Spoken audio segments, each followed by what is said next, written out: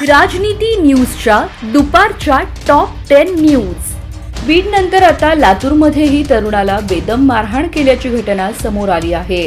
लातूरच्या रस्त्यावर एका तरुणाला 5 ते 7 जणांकडून बेदम मारहाण करण्यात आली आहे। राजश्री बार आणि क्लबमध्ये काही तरुणांमध्ये वाद झाला।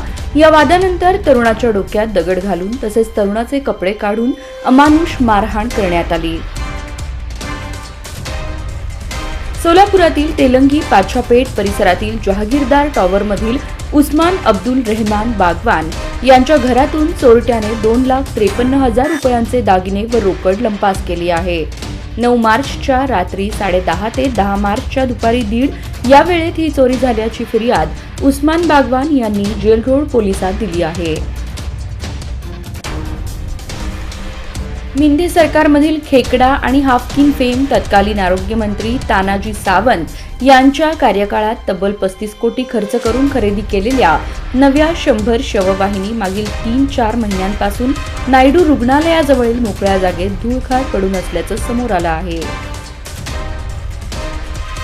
स्वारगेट एसटी स्थानकातील बलात्कार प्रकरणी आगार प्रमुख, वरिष्ठ आगार निरीक्षक, कनिष्ठ निरीक्षक आणि सहाय्यक वाहतूक अधीक्षक अशा 4 अधिकाऱ्यांना हलगर्जी दाखविल्याबद्दल निलंबित करण्यात आले आहे। तर 22 सुरक्षा रक्षकांना तात्काळ बदलून नवे सुरक्षा रक्षक नेमण्याचे आदेश देण्यात आले होते, असे परिवहन मंत्री प्रताप सरनाईक यांनी मंगळवारी विधानसभेत सांगितले। सोलापूर महानगरपालिकेच्या महात्मा गांधी प्राणी संग्रहालयाची मान्यता परत मिळवण्यासाठी नगर अभियंता विभागाने 15 कोटी 10 लाखांचा नवीन विकास आराखडा तयार केला आहे।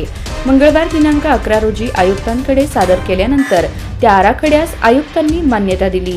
पर्यटन हेड आणि CSR फंडातून निधी उभा केला जाणार आहे।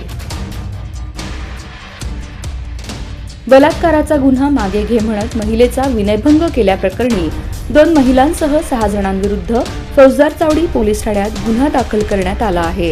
याबाबत पीडित महिलेच्या फिर्यादीवरून कृष्णात श्रीमंत बनसोडे, अश्विनी कृष्णात बनसोडे, सुकेक्षिणी उर्फ बायना अनिल बनसोडे, अनिल श्रीमंत बनसोडे सर्व राहणार मुळेगाव सोलापूर आणि 2 अनोळखी व्यक्ती यांच्या विरुद्ध गुन्हा दाखल करण्यात आला आहे।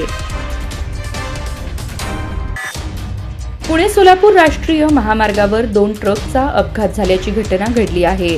ही घटना लोणी काळभोर ग्रामपंचायत हद्दीतील माळीमळा परिसरात असलेल्या राजेंद्र पेट्रोल पंपासमोर आज पहाटे 4 वाजण्याच्या सुमारास घडली आहे।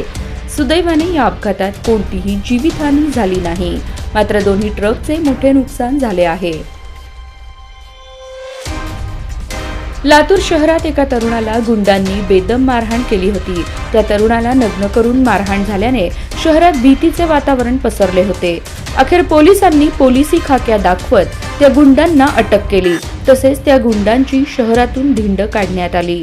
त्या गुंडांना काट्यांचा मार देत पोलिसांनी त्यांची धिंड काढल्याने नागरिकांनीही समाधान व्यक्त केले।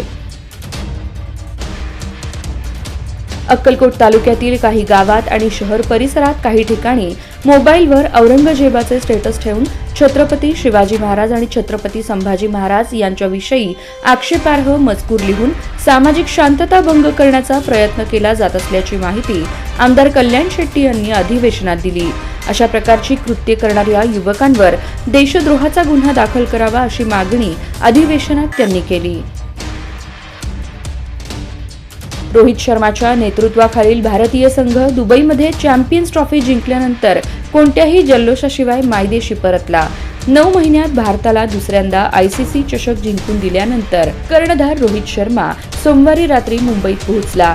मार्चपासून सुरू होणाऱ्या इंडियन प्रीमियर लीगसाठी भारतीय संघातील खेळाडूंना त्यांच्या संघात सामील होण्यापूर्वी 1 आठवडा विश्रांती मिळेल।